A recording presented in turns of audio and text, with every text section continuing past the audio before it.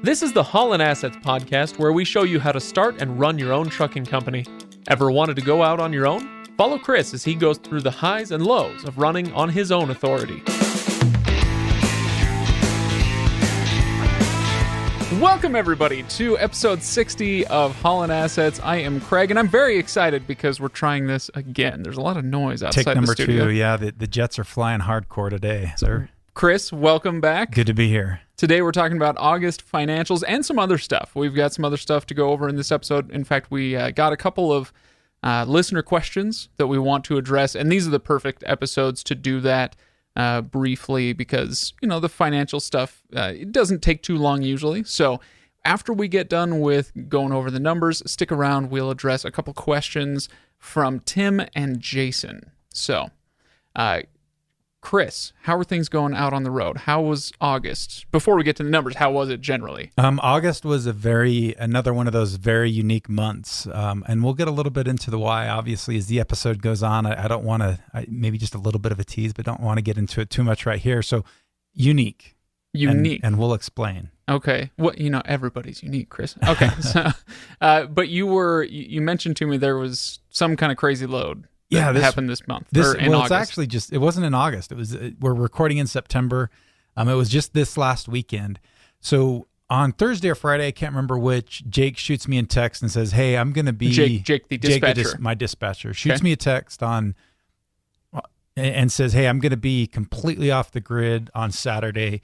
Won't be able to handle anything," which, you know, seems to me okay because, and normally it would be. I think this is the second time in the last year and a half that he's done that, which I'm perfectly fine with. Everybody's got to take a little bit of time off, and he just asked me to kind of handle things, if I'd be around to handle things while he was gone. I said, yeah, absolutely. So anyway, he got a load. We had one to load delivering on Saturday and picking up another load on Saturday. So I was just kind of on call in case something happened. Sure. And lo and behold, when something like that happens, something's going to happen. Something's going to happen, yeah. Right. Whatever can go wrong will go wrong. Yeah, like pretty much. Jets flying overhead. Like jets flying overhead, yeah. Every time we try to record. That's all right. Yeah. It's sound of freedom. That's right. So anyway, I was like, you know, okay, and so no big deals. Well, Friday, as Jake is heading to the airport, he gives me a call and says, "Guess what?" And you know something's going wrong. And he's like, as I'm leaving, as he's driving to the airport away from his computer, the broker on the load that we were supposed to pick up Saturday afternoon drops the load. I guess the shipper didn't get enough of the product produced, and so they weren't able to ship it. Ooh. And so when you say they dropped the load, meaning they canceled? They canceled it. Got it. So anyway, I'm kind of scrambling to try to find something. Jake gives me the number to the broker. I call the broker just, you know, to kind of figure out what was going on. And he's all like, you know what, this one's dropped, but I think I might have another one that picks up Sunday instead of Saturday and goes to San Antonio instead of Dallas. And I'm like, yeah, this is late notice. It's going to be hard to find a load on a Friday afternoon anyway. Well, actually, by that time it was like Friday evening. And I said, okay, let's see if we can make that work. Long story short, he's able to make that one work, you know, so we have to sit half a day longer, but the load actually would deliver about the same time. So it wasn't too big of a deal. So anyway, Mike goes to pick up that load Sunday, about midday Sunday, and he picks it up. He's loaded before he's even supposed to be out, and there's only 5 pallets on the load. And so Mike leaves the facility and stops, and then gives the broker a call just to verify, hey, this isn't really quite matching up with what the load says it's supposed to be. So Mike does the right thing, calls the broker. He's being nice to me. He doesn't even want to bother me. So he calls the broker, and the broker says, okay, let me look into it. To make a long story short, they'd put the wrong load on the truck. And the load wasn't even ready. And as I understand it, these crews are always really quick about loading and unloading anyway, right? Yeah, so, they're all, it's no always problem. Fantastic. So he ends up having to go back, get that load taken off, and the brokers, it's not really the broker's fault at this point, and he's doing everything that he possibly can to kind of get things fixed. And he finds another load from the same shipper says we can take it, but kind of leaves us just hanging almost all day. We're like constantly in contact with a guy trying to figure out what's going on. And he's trying to get contact with the manufacturer to, get things figured out. Anyway, after like Mike sitting pretty much at that place almost all day long, we're probably into it like 7 or 8 hours. He finally gets loaded with another load that now is taking him from, it's on the coast in North Carolina to Atlanta. So it's just kind of a little short load, but they paid us some truck not used, which is really nice. Some layover since we ended up being there for almost a day longer than we were supposed to, and they paid us pretty decent on that load going to Atlanta. So all in all, it ends up working outright. But this is just kind of one of the things that's just super frustrating. Mike and I spent way longer on Sunday trying to figure out what was going on, and Saturday, taking up my weekend, taking up Mike's day, not being able to run as hard as he would have been able to otherwise, and just frustrating on both ends. And that's just one of the things you kind of have to deal with in the trucking world. You're always going to have loads that do that. You're going to have shippers and brokers that do that too, and it gets to be super frustrating. But it's unfortunately kind of part of life. I guess we'll see next month whether some of those fees that you recouped will take care of your September financials. Yeah, we'll see. Everybody can stay tuned. I guess so. More to this story.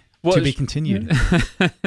So, Chris, you wanted to start, before we get into the August numbers, by talking about the market, right? Because you said this was such a unique month, and it was, the market that made it so unique? There's some unique stuff going on right now. I think, there was enough things that happened, because of COVID and volatility, that a lot of the big trucking companies have kind of pared down their truck count a little bit, their driver count a little bit, trying to trim the fat some.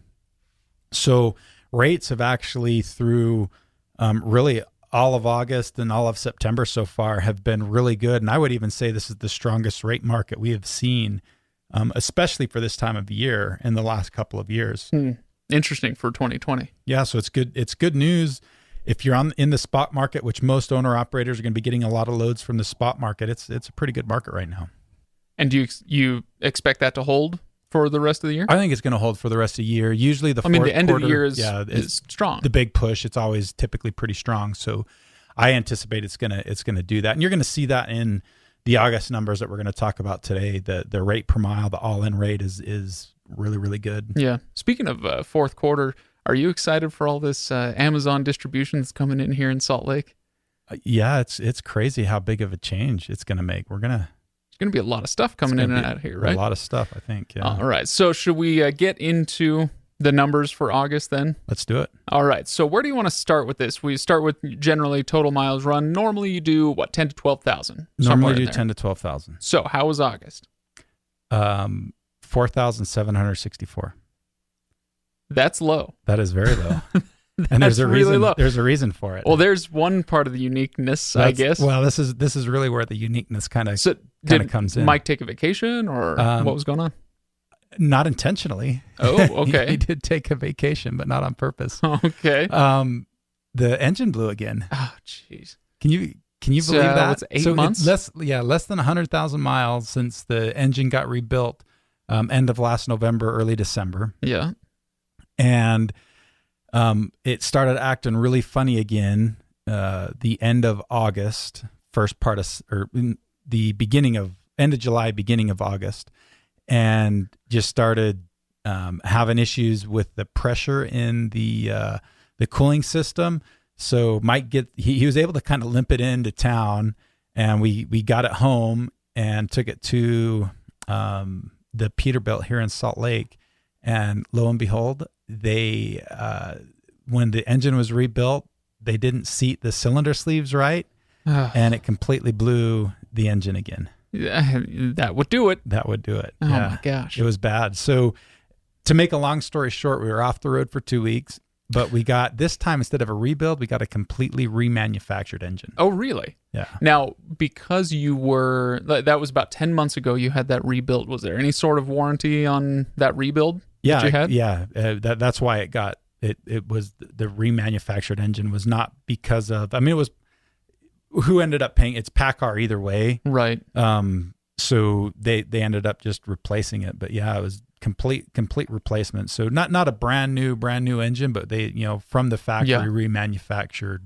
But PACCAR says basically, take this, leave us alone. Yeah, I think so. I don't want to hear from you anymore. Yeah, whole new block, whole new head, pretty much everything Wow. on it, except for some of the ancillary parts like the turbo and everything. Still, they're reusing that stuff. But so how long was the truck down? About 2 weeks. Oof. Ouch. It's about half the month. Okay. And it happened right. It happened right at the beginning.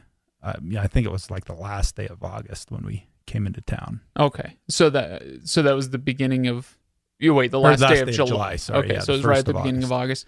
Yep. So I know we're going to get to the other numbers here in just a moment, but I'm curious now, if you don't mind me asking, what do you do as an employer when you've got Mike who's earning money by the mile and he's sitting for 2 weeks? Is there anything that you as an employer do for him, or do you just say, hey, tough luck, I'll get it back to you when I can? No, and this is kind of where, in full transparency with the numbers, I kept paying Mike kind of on the side with my other business because I just don't have the time, the resources, and the ability to go out and find another driver. It's probably not what your normal owner operator would do, but in all reality, in this kind of a situation, with one truck, you're not going to be like me that's hiring a driver typically. You're going to still be driving the truck. And so, if you have 3 or 4 trucks and one of them goes down, then you can usually kind of work things, if you either have a bad driver you want to get rid of, or you can kind of rotate drivers through so everybody still kind of gets their miles. But in this situation, I kind of paid him. So the Mike's payroll for the 2 weeks that he was out is not going to show up in the profit and loss statement. Oh, interesting. Okay. So it'll be as though he sat. It'll be as though he sat. There was no revenue that came in, but I didn't incur any driver expense for those 2 weeks because I covered it outside of Haulin Assets. Okay. All right. Gotcha. All right. So you ran 4,700 miles. What was your deadhead? It was only 199. So that's about 4%. And I think that's probably the lowest deadhead miles I've ever had in a month. Yeah, you're usually trying to keep it 5 to 7, right? Yeah, if you can get it around 5 is great. 8 to 10. Yeah, it'll vary from 10 to 5. So going under 5%, that 4%, that's actually a really good number of deadhead. So what'd that get you in terms of revenue? Total revenue was $12,440.01. And 1 cent. And 1 cent. You got to count them all. Yeah, Chris counts every red cent. You better believe it. So, all right. So let's see. I'm trying to think back to other months. Definitely lower. Obviously, running only 4,000 miles. That's a lower income. That's almost a lower 5. revenue. Almost 5,000 miles. Right. Okay. Call it 5,000 miles. I round up. But what did that get you rate per mile? So the rate per mile, if you just take the raw numbers, is $2.51, which is huge. Whoa. Yeah. But that number is skewed just a little bit because the revenue numbers count a $2,600 load that came in that paid like the 2nd of September. So it's delivered August. Or yeah, I'm getting my months mixed up. I can't speak. You Good need to sleep, you're here to Chris. keep me straight. You own too many businesses. I Go guess sleep. so. Yeah, maybe that's what it is. You've got a couch here. Can I just hang out after we're done? You may not. So anyway, the $2,600 was that run was really all the miles were ran in July, but it paid like the first day or 2 of August. So if you take that out, affected July's numbers quite a bit, as well as August's numbers. It kind of skewed the mileage numbers in July, then made July's rate per mile a little bit lower. But because July was a full month, it didn't have as much of an impact. Right. Because August is such a short month, it had a really big impact on the August rate per mile. Yeah, not only is August a shorter month than July on the calendar, but also you were off the road for 2 weeks, which means that it had an even greater percentage impact on that bottom line for the month. Absolutely. So if you back that number out, it takes it closer to $1.98. Okay, which is still great. Really good. Yeah, well, I'll take $1.98. We can make money at that all day long. Okay, fantastic. So you're on the road for half a month. Yeah, I'm assuming you counted the days, but about 2 weeks out on the road, right? Yeah, roughly. So if you look at it, Mike was on the road 8 full days and 3 days off. So it's actually a little bit less because 3 days off or 3 days partial. 3 days partial. Sorry about that. Okay. Yeah. 8 full days, 3 partial days. So 11 days total on the road. Which is actually more like closer to a third of the month, and that's because we got the truck back around I think it was about the 20th 18th, somewhere around there. I can't remember exactly. And then he ran till I think the 28th and was off for a few days and then started back up. Just went like crazy. Yeah, September. Okay, so what did you end up realizing as far as a profit for August? You? We did, actually, believe it or not. Just, because expenses were so low, and I paid Mike under the table for those two weeks that he was not under the table. Legally legal, under the legal table. It was under the legal table, but not part of Haulin Assets. Haulin Assets does not condone any sort of illegal activity. Are you a lawyer too? We might not be able to be friends anymore.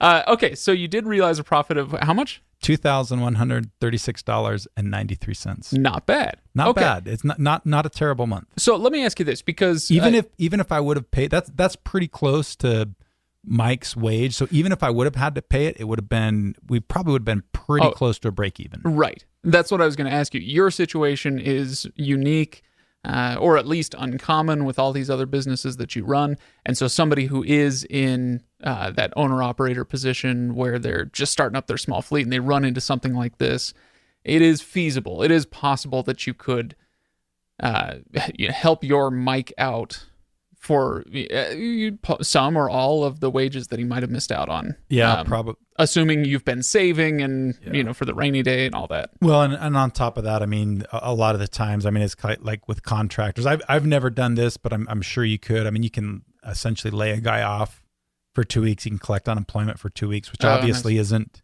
as much money. Right, 60% or whatever. I don't like to go that route, so we just kind of paid him. Right. Yeah. Okay. Sounds good. So should we talk about anything big on the P&L and the balance sheet? Obviously, the P&L is going to have some repairs on there, some crazy repair costs. Yeah. There was one big repair cost. The engine rebuild is like a $35,000 expense. But that's obviously PACCAR it was covered. Care of that. But they did, when they were pulling it apart, there's a piece of the exhaust. I think it's the part that goes right past the turbo. That it's the exhaust tube, but it's got some really crazy insulation on it to keep the turbo cool. I don't know exactly what it is, but anyway, that was cracked and had to be replaced. It's this dumb pipe that's seriously like maybe 18 inches long with a couple elbows on it. Let me guess. It's $14,000. About a tenth of that, but that's still a lot of money. About $1,400. Man.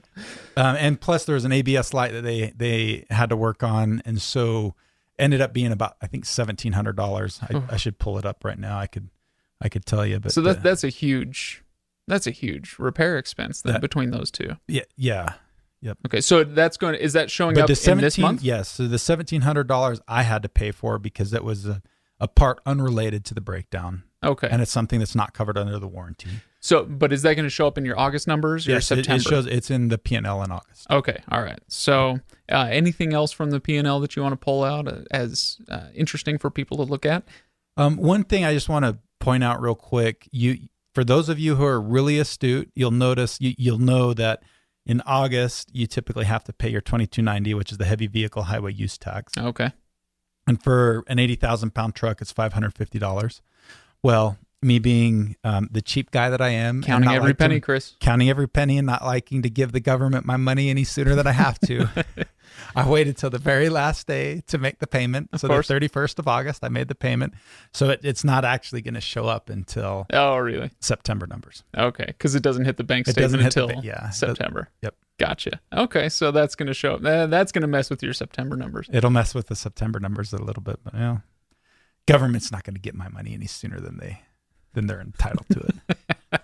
Of course, I'm not going to pay my bills ahead of time for them. That would be irresponsible, Chris. That would be irresponsible. So I do want to remind everybody, if you want to see these numbers that we're talking about, you'll see a few of them in the show notes. Some of the highlights, we always put the highlights in the show notes, but then you can see the full profit and loss statement, the full balance sheet over at HaulinAssetsLLC.com. That's HaulinAssetsLLC.com. And then right there on the front page, you'll see a little button there that says episodes, and you can see a full list of every episode we've ever made and all of the show notes and documents and things there for you to peruse. I just wanted to remind people of that. Okay, so anything else with the numbers you want to go through, Chris? Just one quick thing I want to point out on the balance sheet. So if you remember, we've talked about this a little bit in the past, prepaid expenses. Sure. This is kind of going with the accrual accounting system where with my IRP payment, I make that once a year. IRP. So my international registration plan, my license plate fee. Okay. It usually comes out somewhere around between $1,600 and $1,900.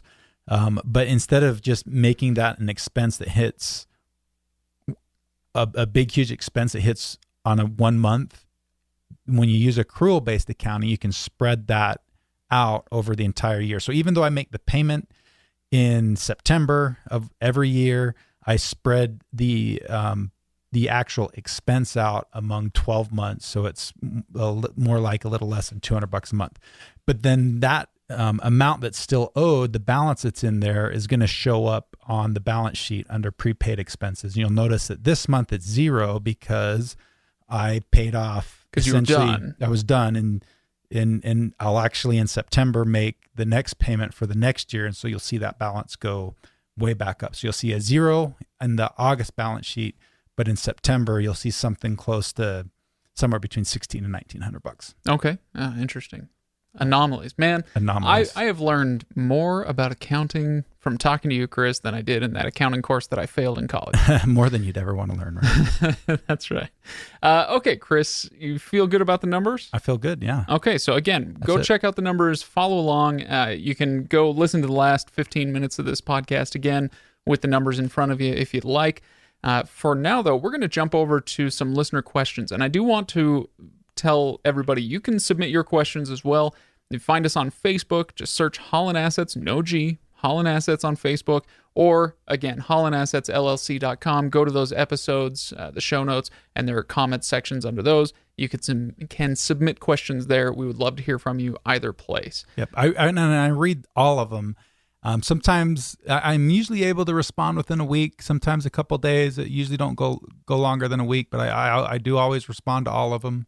Yeah. And let me throw one more out there, Chris. Okay. Go to iTunes or whatever it's called these days, Apple Podcasts, and leave a review. Absolutely. It might not be the best place to leave a super specific question, but if there is something, broad that you'd like us to address, or, some direction you want us to take the show, you can do it there. And hey, while you're there, leave a 5-star review. That'd be great. We appreciate each and every one of those. It helps us out quite a bit. It does. All right. So who do you want to take on first, Chris?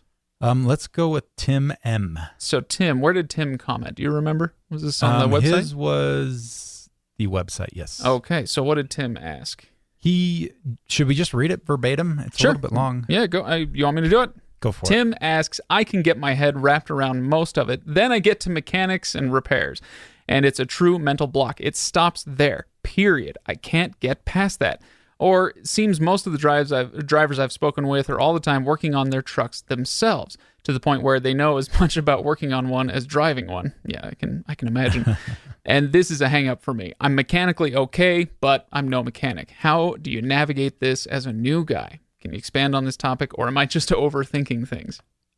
I think, to answer that last little bit, overthinking it, I don't know that I'd say he's overthinking it a little bit, but I think he's probably giving it a little bit too much credence. The importance of being a mechanic or really being a good, decent mechanic and a driver. Most owner-operators will have some mechanical, I wouldn't say background, but competency. Sure. But a lot of them learn that over time. They learn their truck. It's not like they had that same mechanical aptitude the day they started out as an owner-operator. Yeah.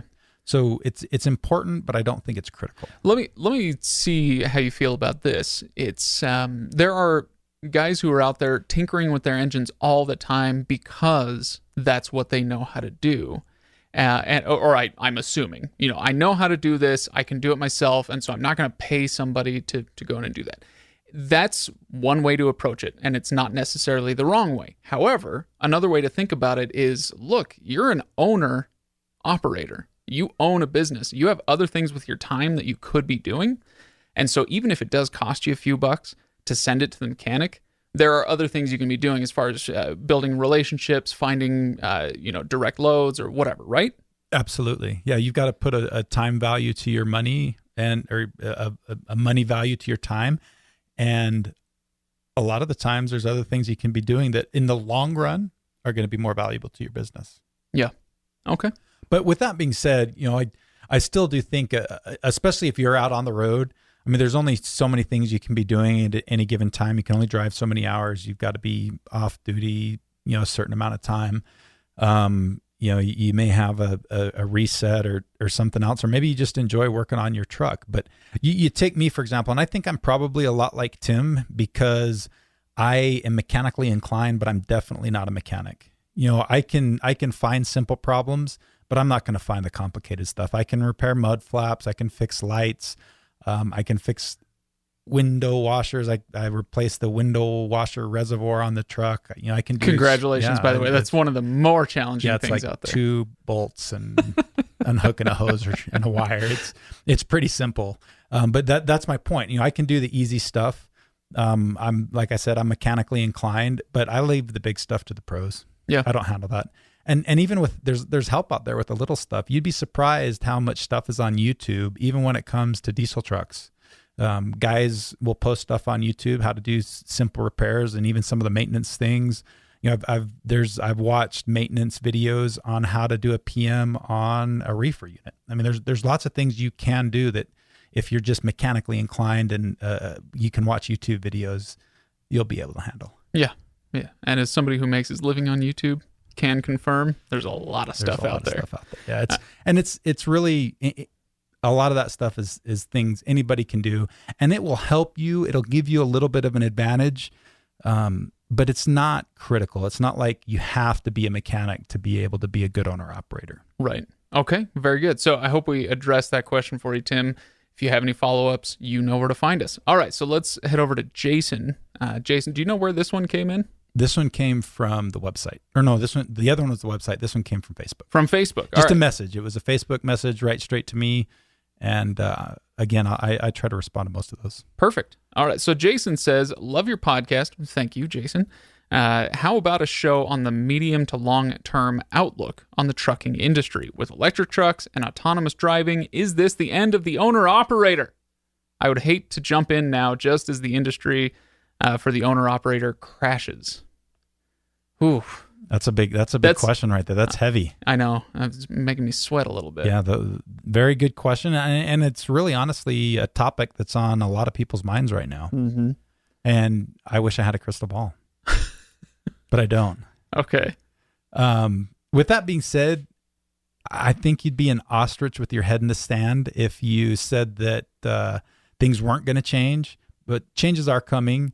When will they come? That's kind of the big question. But I think it's going to be at least 5 or 10 years before we really see big, significant changes. And it's not like it's all going to happen at once. You take, for example, the autonomous driving thing. You're not just going to go from drivers sitting in every truck to, no drivers at all, and the trucks being 100% autonomous. There's going to be a transition period. Yeah. And that's going to take some time too. You take, for example, you're not going to go all the way, like I said, from a driver 100% of the time to no driver. You're probably going to go from, a driver hanging out in the cab while the truck's driving down the freeway, and then having to get in and take control of the truck when you go off the freeway and drive through cities and, load and unload and that kind of thing. So, you're still going to have drivers. These changes are going to be transitional. Right. So let me throw another thing out there and you can respond to this. We're talking about how to start a trucking company. We've been doing that for 60 episodes now. Like and subscribe, everybody. Can you tell I'm a YouTuber? But the thing that I've been impressed by as the guy who sits across from you, the expert, and asks you questions is how this isn't necessarily just a show about how to run a trucking company. This is a show about how to run a business. And if you take the principles that you're learning here and apply them in your trucking company for the next 5 to 10 years, and then the market shifts out from under you and you feel like, you know what, this isn't quite the industry that it once was. I want to go do something else. Guess what? Now you've got savings and skills and preparedness to go out and do something else. I mean, you're a serial entrepreneur, Chris. And you take the same principles that you've learned in one place and apply them in another and watch them work their magic. That's a good point. I hadn't really thought about, but that's absolutely 100% true. You can gain a good skill set over the next 5 or 10 years. learn those business principles, and you can take that and run a completely different kind of business. I mean, the principles that are associated with one business versus another business oftentimes are about 90% the same from one industry to the other. There's only a 10% change in the different principles within different industries. Right. Yeah, no, that makes a lot of sense. Okay, so anything else you want to address there with Jason's question? Yeah, let's talk just a little bit about, he talks about, is this the end of the owner-operator? And I really don't think it is. I think it will change, and you're going to have to adapt. And those guys who are able to adapt are the ones that are going to find opportunities. Anytime there's big changes within an industry, there's always opportunities. But it's the ones that adapt to those opportunities that are able to capitalize on them. The guys who just kind of keep going the same are going to be the ones that typically are pushed out of business. Yeah, yeah. I've got a cousin who joined the Air Force, wanted to be a fighter pilot, and they said, "Yeah, I don't know if we need any more of those, but you want to pilot this drone?" And so you got this, unmanned aerial vehicle that you think, "Oh, well, where are all the pilots?" Well, they're just sitting behind a computer now. It's just a little different. Like the owner-operator still has to operate a machine. They just operate it differently than they once did. Yeah, absolutely. And the other thing that kind of makes me feel that that's how the direction is going to go, there's still going to be owner operators, there's still going to be small trucking companies, is because for the most part, shippers and manufacturers want to be able to focus on what they do well. And trucking is not what they do well. They're good at manufacturing and producing a product.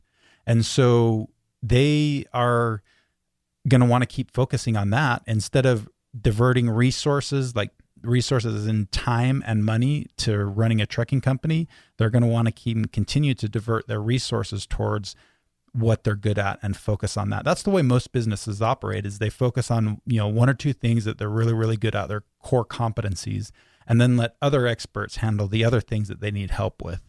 And that's the same thing's going to happen. I think even when you go to a more autonomous trucking industry, you're still going to have small trucking companies out there that are going to fill that gap for shippers and receivers, because the shippers and receivers, like I said, they're not going to want to spend a ton of money on trucks. They're not going to want to spend a ton of time managing a fleet, because they would rather put their money and their resources into what they do well. Yeah.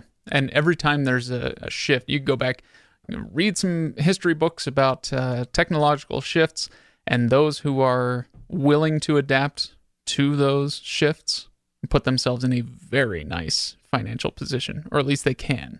Absolutely. Yeah, high risk, high reward, potentially. Yep. So, yeah, don't be afraid. Don't be afraid. Embrace change, right, Chris? That's a cliche, but it's very true. I mean, there's so much truth to it. It's guys that can embrace that and go with the change, and even, foresee the change a little bit and be ahead of the curve to a certain extent, are really going to do well. All right. Well, Jason and Tim, thank you so much for the questions.